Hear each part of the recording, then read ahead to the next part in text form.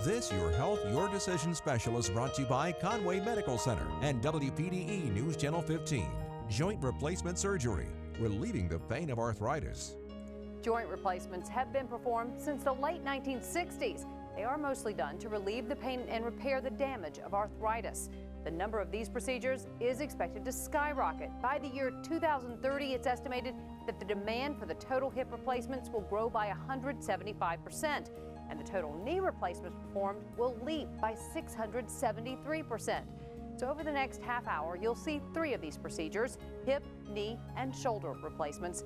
You'll hear from doctors about how those surgeries are performed and how a new joint replacement program has made a difference for their patients. You'll also meet 3 patients who have had the procedures done, including a look at their recovery as they move past the pain and get back into life. Conway Medical Center was the first in our area to offer the anterior hip replacement. That's the procedure that Bubba Brunson had done. As a cyclist, he wanted to get back on the bike as soon as possible. My hip problem started in 2003. I was in a bicycle accident, and when my muscles and everything got better, when I ran, I was dragging a leg. I went to an orthopedist, and they x-rayed my hip and said I had an early onset of severe osteoarthritis. Bubba Brunson's hip got better, but after a couple more bike accidents by 2009, he was having problems again. I mean, I couldn't sleep at night and things like that, and I'm somewhat, used to being in pain, but sort of that temporary type pain. Here, this was something I had all the time. It nagged me, and then at night it would get worse. So I knew I was going to have something done. While doing research on his options, he found a new treatment. I then happened to find an article in Golf Digest where Tom Watson had the anterior hip replacement, and it recovered real well. That was actually before he almost won the British Open. And I started researching that and talked to a couple of guys here in town who had hip replacements. One of them had the anterior one done in Charlotte, and he had done real well. So I started looking at that and just happened to run on the website for the hospital down there. Conway Medical Center was the first in the area to offer the anterior approach. Dr. Peter Ramsey explains how it's different. The traditional approach to hip replacement has been an incision on the side of the hip, and you either work your way right around the back through the big gluteus muscle, or just work your way just to the front of the bone into the front of the hip. Either way, you have to cut through a good bit of the muscle, which gets repaired and heals reliably well to get into the hip. But with the anterior approach, it's a relatively new approach developed in California about 10 years ago, and instead of cutting through any muscle, we're really just moving the muscles to the side, gaining access into the hip, doing the same operation just through a different muscle interval, if you will, without cutting any muscle. Lets the patient recover a little bit faster. And that was important for Bubba. I had 2 surgeries on my collarbone and had to sit out for a while, and I just wasn't ready to sit out that much longer. My mother had a hip replacement and was on a walker for a while, and I just really didn't want that. So when I found out about the approach like this, it supposedly you heal faster, and it worked out real well. But that's the way I just wanted to do it, so I could get back to life quickly. Also with my job, I mean, I'm self-employed, I'm the only one there, and so I didn't want some 6 weeks on my back type thing done. That certainly didn't happen. I checked in down there at the hospital at about 9 o'clock and went back to surgery about 11:30. The last thing I remember is they were strapping some contraption on my legs, and I woke up in the recovery room 1 o'clock or so, and in my room that afternoon at 3, they came and got me up on my feet. I said, my feet are still numb, but they said, nah, go ahead and stand up anyway, and I used a walker. And then the next day they came in and we did physical therapy twice, and I walked out of the hospital about 2 o'clock with a cane. When my wife pulled in from the hospital, I walked out and got the mail the first day, and then the following day I was walking half a block with my cane, and by the end of the week was up to 2 or 3 blocks at a time. Within 2 weeks I was walking without my cane 2 miles twice a day. Now there was some pain involved, but I was actually walking better than I was before my surgery. As a cyclist, Bubba couldn't wait to hit the road on his bike, but he did have to wait for 5 weeks. And the first day I got back on my bike, I rode 35 miles and had a pretty good ride. I mean, it hurt some after that, but it wasn't that bad. I guess I'm going on 5 months, and last week I rode almost 200 miles. And Bubba believes his faster recovery time is because of the anterior approach. Dr. Ramsey says it's been a team effort to bring this cutting-edge treatment here. The hospital has been extremely cooperative in coming up with ways to help us, help more patients in the community, of course. And in so doing, they were very accommodating in terms of getting me the instrumentation, the materials and things that we needed to do this, because the anterior approach does require new equipment and most notably a special operating room table.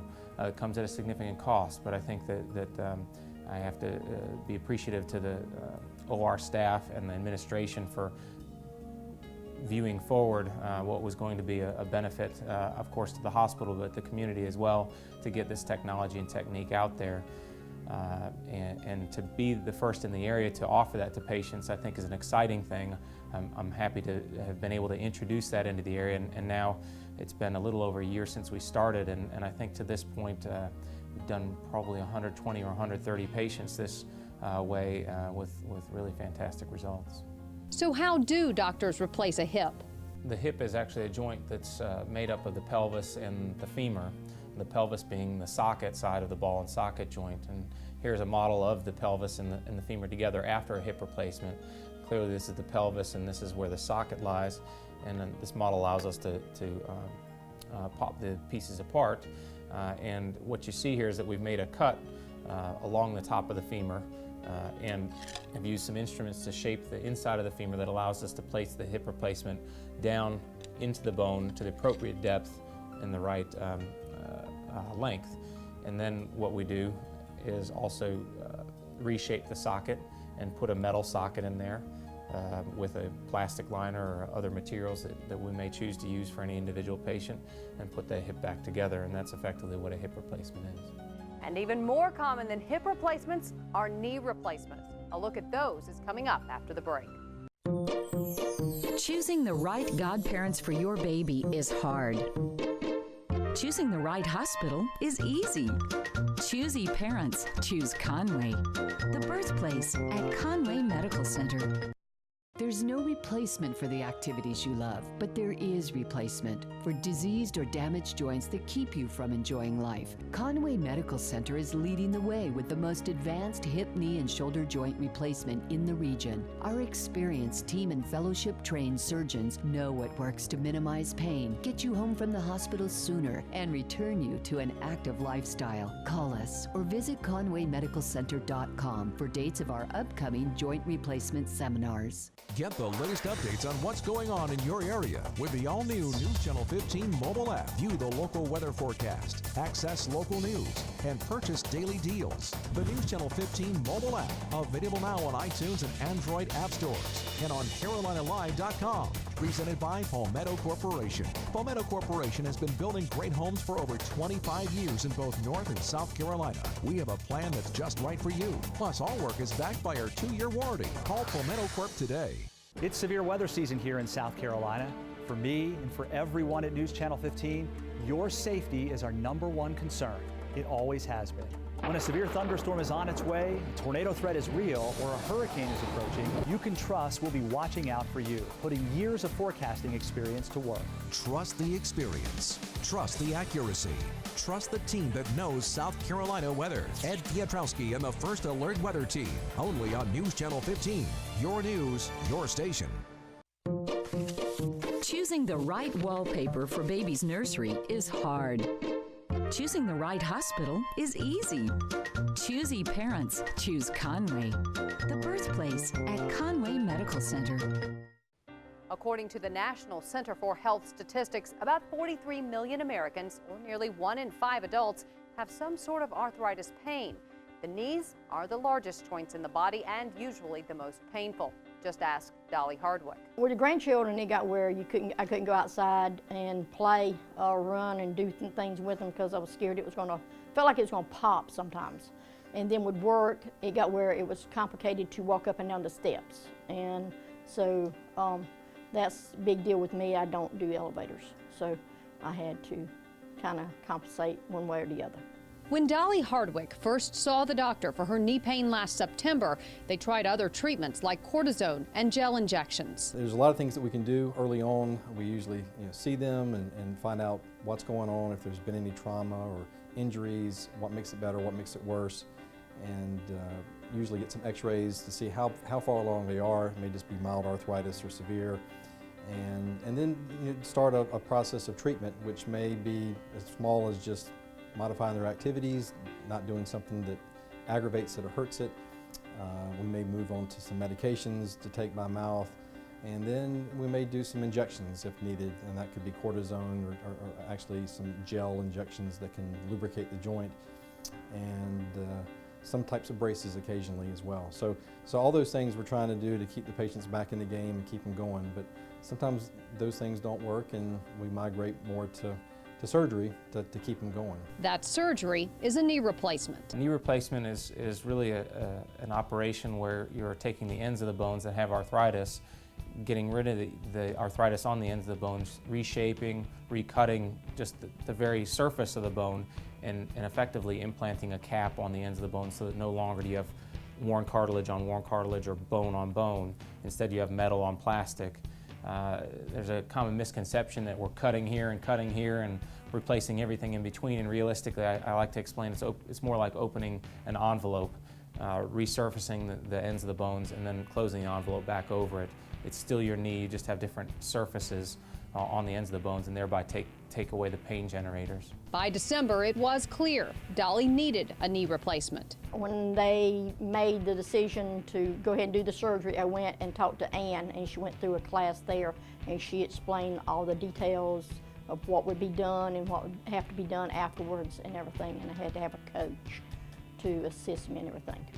Ann Vanell is the Joint Replacement Program Director at Conway Medical Center. She leads the educational classes and seminars so patients understand what's happening and what will happen. We've started a joint replacement program here at Conway. It's been very successful, and part of that we have a joint director, and she teaches the patient before surgery. It includes a lot of things, but some of those are exercises that they do before and after surgery, things to have set up at home. In years past, people just showed up for surgery the day of, didn't know what was coming, and they did okay, but not as good as they do now, just being mentally prepared. So education has been huge, not only for just treatment of arthritis, but also preparation for surgery. That education includes a preoperative class at the hospital to meet the program director, case managers, and physical therapists so patients know what to expect. The education, I think, is really paramount to this process. 10 years ago, this was a process where you were told you needed a knee replacement. You show up at the hospital, you don't know what's going to happen, and you wake up with a button in your hand and hope to control your pain. And these days, part of the biggest advance in terms of replacement, as much as any implants techniques that we use, is the education for the patients. Pain management has also become an important part of the process. One big thing is this multimodal pain management that we're doing now.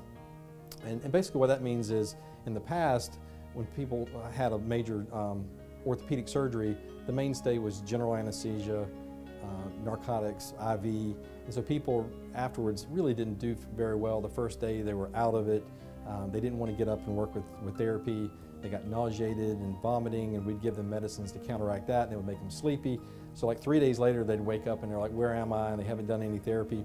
So with a multimodal pain regimen, which we've come up with, we're giving less sedative medicines and several different kinds of medicines, like anywhere from Tylenol to long-acting non-steroidal medicines to oral narcotics, basically less sedating medicines and less sedating nausea and vomiting preventative medicines. So that allows us to get them up early and to get them moving. We also use regional anesthesia, which is either a spinal or epidural, and then we do injections around the joint, whether it be the knee, hip, or shoulder, and then peripheral nerve blocks, which is kind of new. The anesthesiologist will do that for us, where they'll give a shot into the thigh or around the neck, which will give a good anesthesia to the extremity for up to 12 hours. So with that regimen, we're able to get people up the day of surgery and get them walking and get them involved with therapy instead of laying in a bed and feeling terrible. And after Dolly's knee replacement on January 30th, she was back on her feet within just a few hours. I had the surgery on Monday afternoon, early afternoon, and I was up that night. And they put a machine on it to help you kind of start learning how to bend it and everything. And I was on a walker. You have to go up and down steps before you can leave the hospital after having the surgery. I've done that good. Now Dolly's back out playing in the yard with her grandchildren. Also being able just to know that I could get up, even when I had the walker and the walking stick, knowing that I could get up and I wasn't going to fall due to the knee hurting so bad. Now it hurt, I'll admit, the pain was there when you had the surgery, but that's something that you work through on any surgery. But I'd say when I finally could walk without having anything, a walker or a walking stick in my hand, and just be able to walk down the hallway by myself. That was, I guess, the best thing. Doctors say arthritis in the knee can be quite debilitating. You'll see a lot of people that have very stiff knees with a walk either with a bow leg or a knock knee and can't extend their knee anymore, and limping then starts to affect their hip and their back and everything else. And you fix that one problem and they can stand upright again and hopefully work their way out of those other pains and aches. And now doctors have more options. Implants have changed a little bit over the last couple of years. I think it's very exciting. We're doing not only total knee replacements, we're doing partial knee replacements. So we can address not only the whole knee, but we can address either the medial or the inside, the lateral side, or just the kneecap joint. So in younger individuals that have post-traumatic arthritis where they just have one part of their knee involved, it's a much smaller incision, easier to get over, and their knee feels a little more normal. So that's a very good procedure for a younger person with advanced arthritis that we don't really want to do a total knee replacement in. Arthritis and joint problems can limit your life. Joint problems are becoming a much more common thing. As our population is aging, they're becoming much more active than they used to be. So patients are wanting to stay fit and they want to do more, but these joints are interfering with it. And the more common things are the weight-bearing joints, the hip and the knee, obviously. So they come in to see us because they're just trying to do the things they enjoy doing. They're trying to play golf or tennis or ride bikes, and these joints are interfering with it. But joint replacement surgery can make a big difference very quickly. What I really like about orthopedics, and in particular joint replacement, is the ability to take somebody who's suffering for a long period of time and make a difference very, very quickly in their function and pain. And a lot of the patients who are the worst off are the ones that you see the most dramatic results very quickly. Whether it be a young person who had a devastating quick form of arthritis is able to get up and get on a bike within 3 weeks or get back to golfing, or an older person who's been on a walker for a period of time who may take a little bit longer back. It's at times dramatic in terms of improvement. It's not uncommon the first time I see them back within 2 weeks.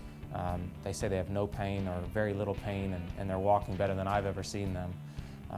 And sometimes even in the hospital, people will say, I've not had my hip or knee feel this good in years. Some people don't know how much they're hurting until they have the surgery and know that this is the way it can be.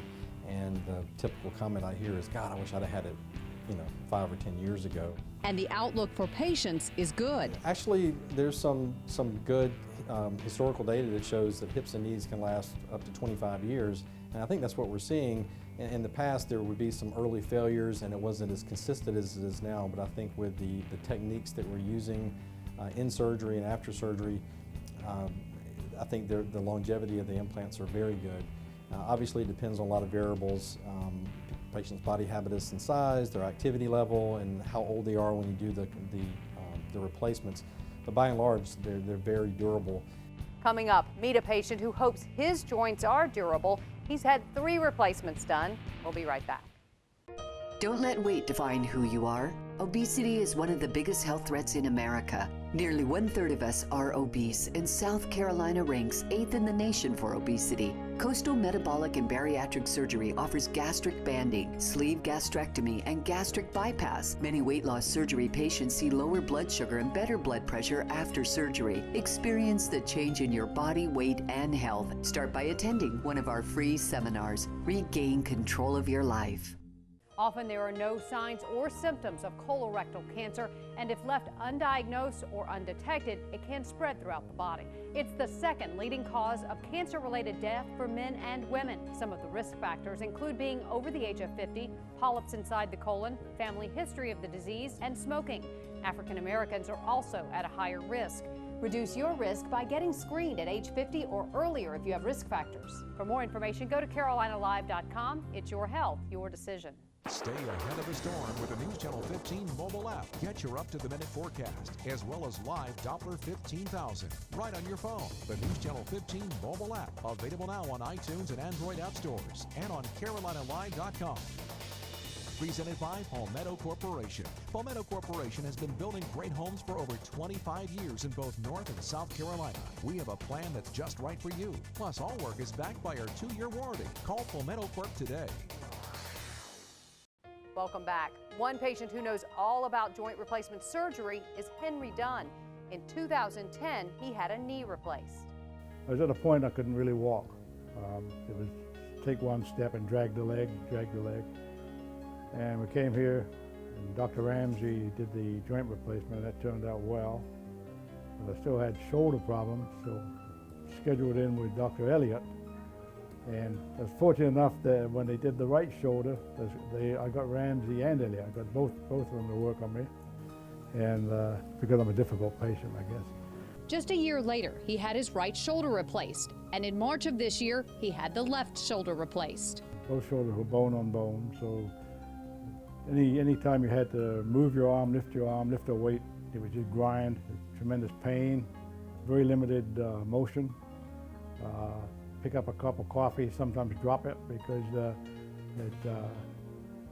the joint would break loose. Shoulder replacement is not as common as knee and hip, and it's more likely because it's not a weight-bearing joint, unlike the knee and the hip, but it can wear out, and it's a ball and socket joint similar to the hip but different, and it has a lot more mobility and than a hip, so it has some differences, but essentially the same as far as what you do. You replace the ball and you replace the socket, and so you give it a new surface.